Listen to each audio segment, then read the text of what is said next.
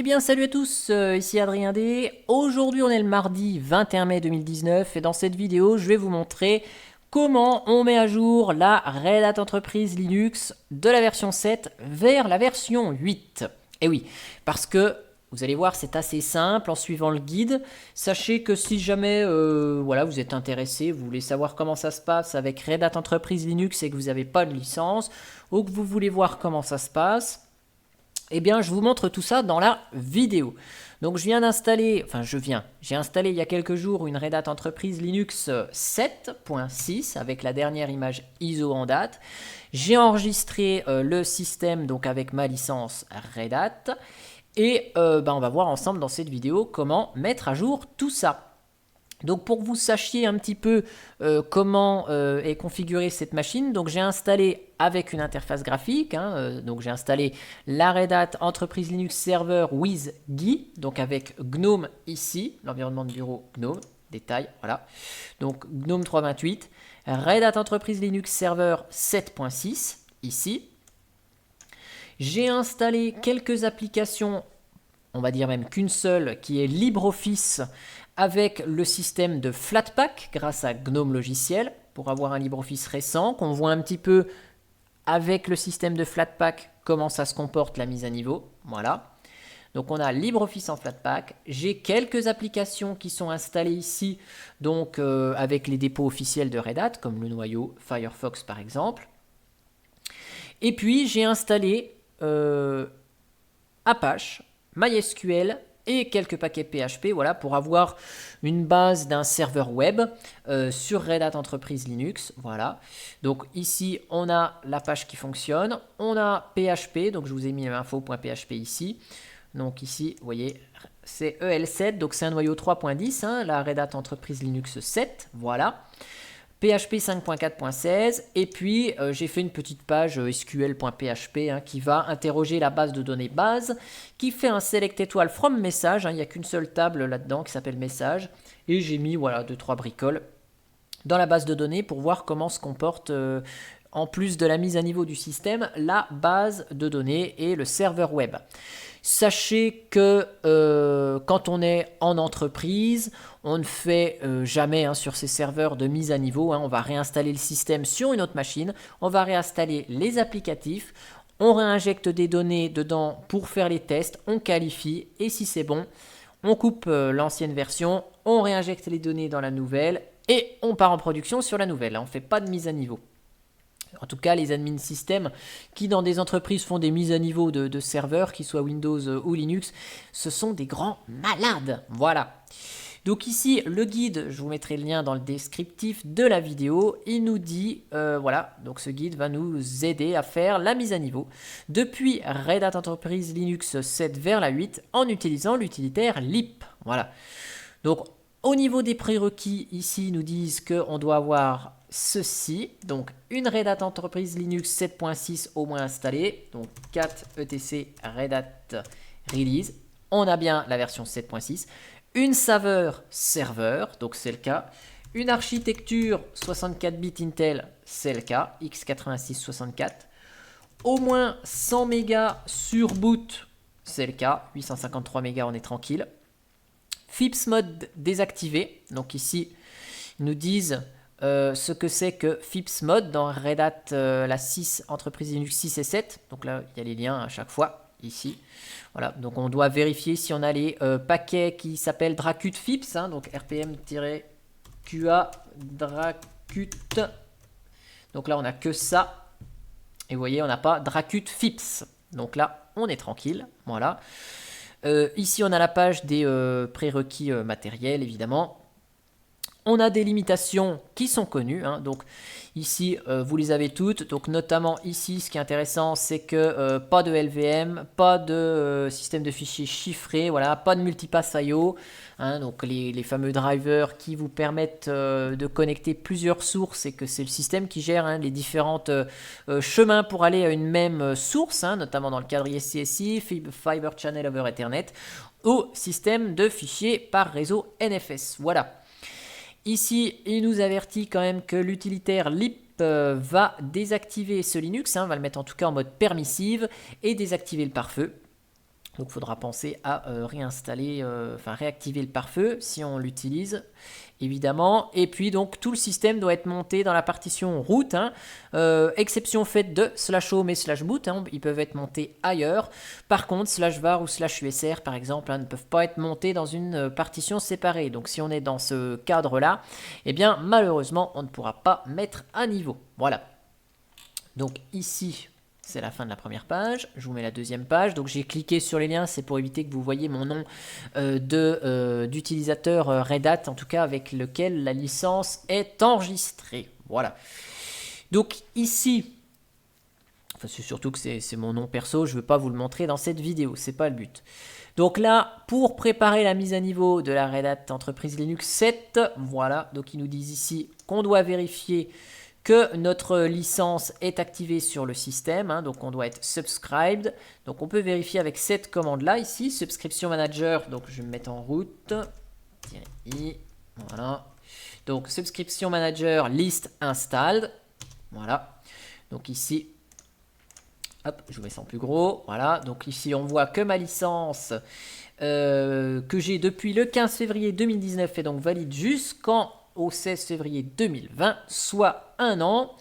Voilà, et donc c'est ça qui est intéressant, c'est surtout le fait de voir qu'on est abonné et que la version du produit est 7.6. Et ils nous disent bien que si la version n'est pas 7.6, il faut se mettre ici en version 7.6. Voilà. On fait une petite mise à niveau avec Yum Update quand même.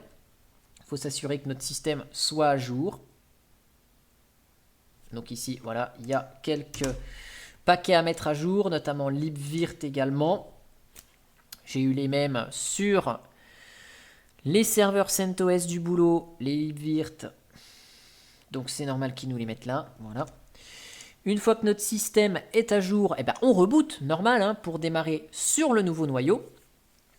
Et après, on va activer les dépôts extra RPM via cette commande-là. Et on va installer lip, qui est l'utilitaire qui permet de mettre à niveau.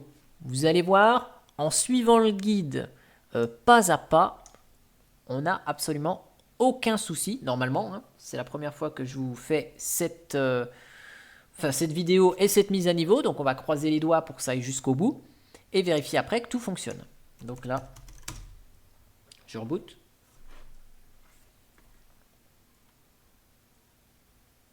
Voilà.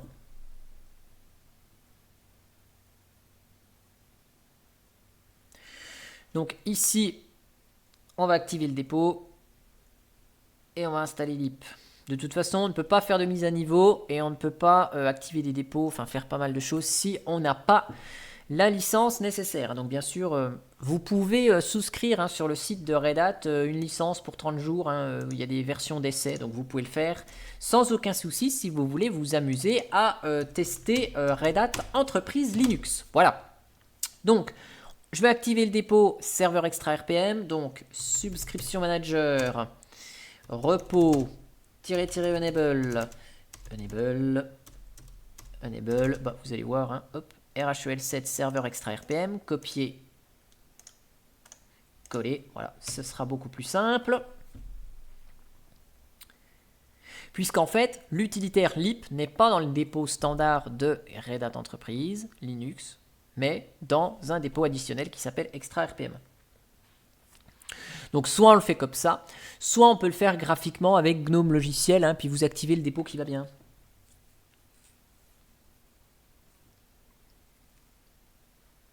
Donc ici, on va attendre que le dépôt s'active et on va installer l'utilitaire lip.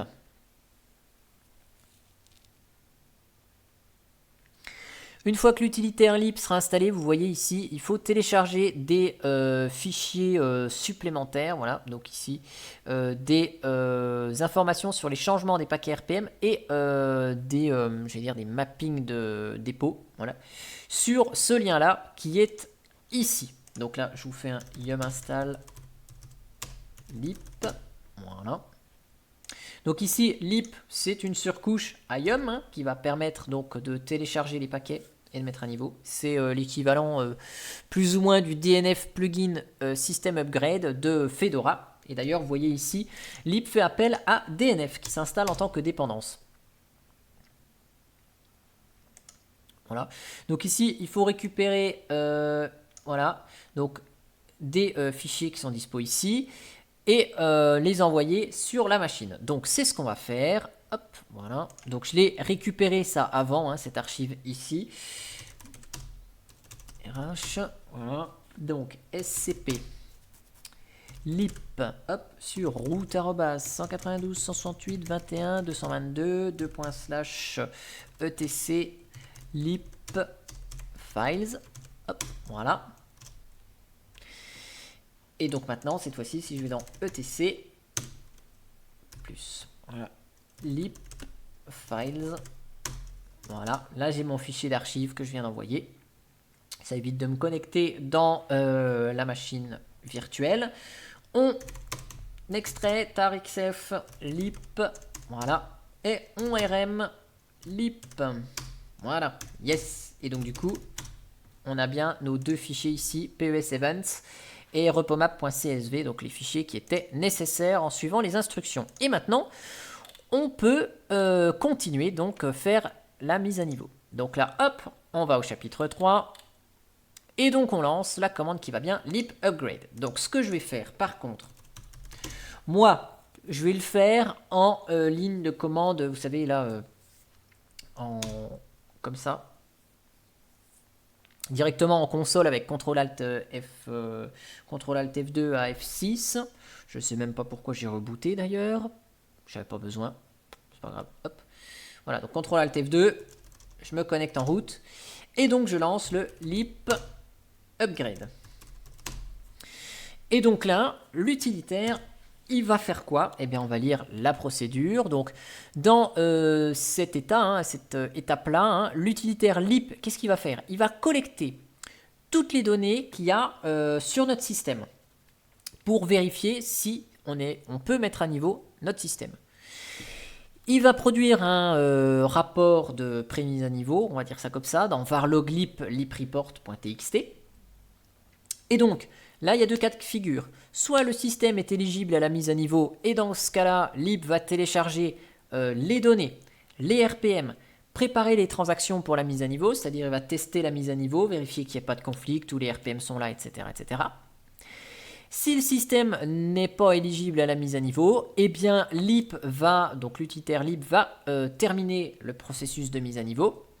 Et puis, voilà, on aura dans ce fichier de rapport des informations sur pourquoi on n'est pas éligible à la mise à niveau. Paquet RPM additionnel ou d'autres causes, par exemple. Donc ici, vous voyez, il va chercher les dépôts de la Red Hat Enterprise Linux 8. Hop, et il commence à télécharger les paquets. Vous voyez, tous les paquets en EL8. Donc ce qu'on va faire, le temps que ça se télécharge, je vous accélère le processus de mise à niveau hein, dans la vidéo. Je vous donne rendez-vous dans 5 secondes, vous allez voir passer ça à vitesse x1000 pour la suite des opérations, donc à tout de suite. Voilà, donc l'ensemble des paquets RPM a été téléchargé, donc vous voyez ici, hein, il y a le noyau 4.18 de la future Enterprise Linux 8. Qui va être installé sur cette machine virtuelle. Et donc, ici, donc, il teste évidemment la possibilité de mettre à niveau, hein, qu'il n'y ait pas de conflit, de dépendance, etc. Voilà, comme ça, pour le moment, la machine fonctionne toujours, elle est toujours utilisable.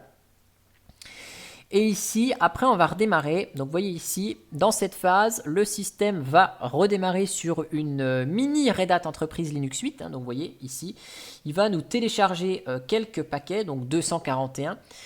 Ça va nous fabriquer une mini Red Hat Enterprise Linux 8 qui va être chargée en mémoire, hein, une sorte de initram FS, hein, un initram disk avec les composants nécessaires pour démarrer en mémoire.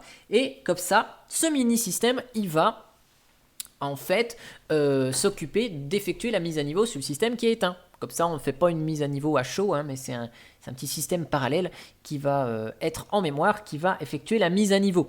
C'est à peu près le même comportement que l'on retrouve si vous avez déjà utilisé Fedora. Hein, vous savez, quand vous mettez à niveau Fedora, il télécharge les paquets nécessaires pour la mise à niveau. Il redémarre sur une entrée, vous savez, sur le grub, là, Fedora Upgrade. Et puis, c'est ce petit système embarqué qui procède à la mise à niveau du système. Et bien là, avec La Red Hat, c'est exactement la même chose. Vous allez voir, on va rebooter et on va arriver sur un petit assistant de mise à niveau. Et en fait, c'est notre utilitaire lip qui va procéder à la mise à niveau, et ce, au démarrage. Vous allez voir ça. Et on va laisser faire l'affaire. Et comme pendant le téléchargement des 1500 et quelques paquets, je vous la fais en mode accéléré pour éviter que vous soyez devant l'écran et d'attendre les 15 minutes, le temps que le système se mette à jour. Et après, on verra si effectivement tout fonctionne bien. Mais normalement, il n'y a pas de raison. Donc là, il nous a complété tout ça. Il va nous inviter à redémarrer. Et ce sera le moment de croiser les doigts. Et donc après, vous voyez, il y a toutes les instructions ici sur la post-installation. Donc ce qu'on doit réactiver et ce qu'on doit faire. Donc là, je vais attendre l'invitation au redémarrage. Voilà, reboot. Et là, on va démarrer sur le système embarqué qui va procéder à la mise à niveau. Vous voyez, RHEL, Upgrade Initram FS, on valide. Le mini-système démarre. Hop. Et c'est parti pour la mise à niveau. Voilà. Donc avec l'horloge là-haut, vous pouvez vous fier entre le début de la vidéo, mes explications et la fin de la vidéo, estimer à peu près combien de temps va procéder la mise à niveau en temps normal. J'ai pas regardé à quelle heure j'ai commencé l'enregistrement de cette vidéo. Donc vous voyez ici, tous les paquets ont déjà été téléchargés, donc c'est pour ça que c'est rapide. L'installation va débuter. Et moi, je vous passe tout ça. Voilà, c'est parti. Je vous passe tout ça en accéléré et je vous donne rendez-vous dans 10 secondes. Le temps que tout ça, ça se mette à niveau en mode accéléré pour vous. Allez, à tout de suite. Hop là, voilà. Donc la mise à niveau a été complétée, vous avez vu. Donc ici, il nous a donné la possibilité de démarrer avec le noyau 3.10 de la Red Hat Entreprise Linux 7 en ayant estampillé ça Red Hat Entreprise Linux 8. Bon. Et là, on démarre par défaut sur le noyau 4. Voilà. Donc, on démarre sur le noyau 4.18. Voilà. Donc, licence acceptée. Là, c'est le cas. Hop, tous les produits sont installés. Donc, le système est déjà enregistré. Donc, là, il a bien repris l'information comme quoi j'avais accepté la licence la première fois et que ma licence fonctionne toujours, visiblement. Hop, voilà. Donc, on est ici sur la Red Hat Entreprise Linux 8. Vous voyez, le logo a changé. Donc, on va démarrer ici. Voilà. Donc, on a le fond d'écran qui va bien. Donc, la mise à niveau a fonctionné. Vous voyez, ça a mis l'installation. Ça n'a pas mis très très longtemps. Red Hat Entreprise Linux 8.0. Yeah. Donc là, ça semble bien fonctionner. Voilà. Donc, je vais lancer le terminal. Ah, vous voyez, cette fois-ci, il est passé avec ce thème sombre. Donc, ça veut dire qu'il a pris en compte les nouveaux paramétrages du thème. Ici, si on a envie, on peut réactiver ce Linux. Système CTL status. Donc, on va vérifier Firewall D. Il était, vous voyez, il est toujours activé. Donc, visiblement, il l'a bien réactivé comme un grand, le pare-feu. Voilà. Donc, je vais relancer la commande Subscription Manager. Donc, je sais plus ce que c'était la commande. Hop. Subscription Manager. List. List-installed. Hop. Voilà. Donc, le mot de passe de route. Hop. Voilà. Donc, on va vérifier ici. Il nous a bien passé en version 8.0. L'ID du produit, c'est 479 maintenant. Et donc, on voit toujours que ma licence qui est valable 1 an, elle est toujours là. Donc ça, c'est cool. Voilà. Donc là, ça marche bien. Si je fais un sudo yum update, bon, normalement, il n'y a peut-être pas de mise à jour. On va vérifier. Mais en tout cas, vous voyez, il arrive bien à faire les mises à jour. C'est-à-dire que notre licence, elle est bien prise en compte et on peut bien faire ce qu'on veut. Voilà, donc terminé, rien à faire. On va vérifier que nos applications sur base Flatpak fonctionnent toujours aussi bien. Voilà, donc c'est le cas ici. Je vais lancer l'application Firefox, donc qui est dans les dépôts officiels. Hop, je vais vous mettre en plein écran d'ailleurs. Voilà, donc Red Hat Entreprise Linux 8, ça marche. Notre serveur web marche toujours. On est passé en PHP 7.2.11, voilà, avec notre Red Hat Entreprise. La base de données, elle fonctionne toujours. Donc je vous montre bien quand même hein, que, hop, non c'est pas ça, MySQL-U route-P, bon, hop, use base, hop, donc je vous montre bien, show table, on a bien la table message, select étoile from message, voilà, donc j'ai bien ici mes mots, donc la base de données fonctionne bien. Ici, mon VirtualHost fonctionne bien, parce que si je vous mets 192, 168, 21, 222, bon, ça marche aussi, voilà, avec l'IP ou avec le nom. Donc ça, il n'y a pas de problème. Donc tout est fonctionnel, donc ça, c'est cool, voilà. Ici, je voulais vous montrer quoi d'autre. Donc logiciel ici, voilà, allons faire nos courses. Tac, je vais fermer ça. Donc là, on a bien les dépôts qui vont bien. Donc dépôt de logiciel ici. Vous allez voir, ce sera plus facile que de sortir la commande dont j'ai oublié le nom pour lister tous les dépôts. Donc vous allez voir la liste des dépôts logiciels et donc que ce sont tous les dépôts logiciels qu'on retrouve sur une Red Hat Entreprise Linux 8 installée. Voilà, donc ici on a tous les dépôts Ansible Engine, ici Red Hat Container Development Kit. Voilà, donc ça c'est ce que je crois que je vous l'ai montré hein, dans la vidéo sur Red Hat Entreprise Linux 8 est là. Donc là on a tous les dépôts qui concernent ça. Il nous reste encore le dépôt de la version 7.6, hein, donc si on veut, on peut le désactiver. D'ailleurs, on va le désactiver, voilà. Ici, donc on a Upstream RPM, donc c'est là-dedans qu'il y a les applications. On a BaseOS pour la version 8, donc là, c'est installé.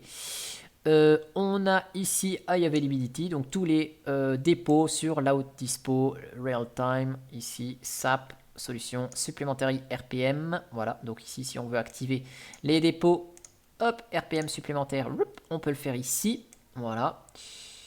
Donc, on a ça de dispo. Et puis, là, on a peut-être quelques mises à jour. Bah, c'est peut-être les Flatpak qui vont se mettre à jour. Donc, on va attendre. Et une fois qu'il aura mis à jour, bah, on peut faire un petit yum sudo. Alors, yum search. Yum search quoi, par exemple. Je sais pas si htop il est disponible hein, dans ici.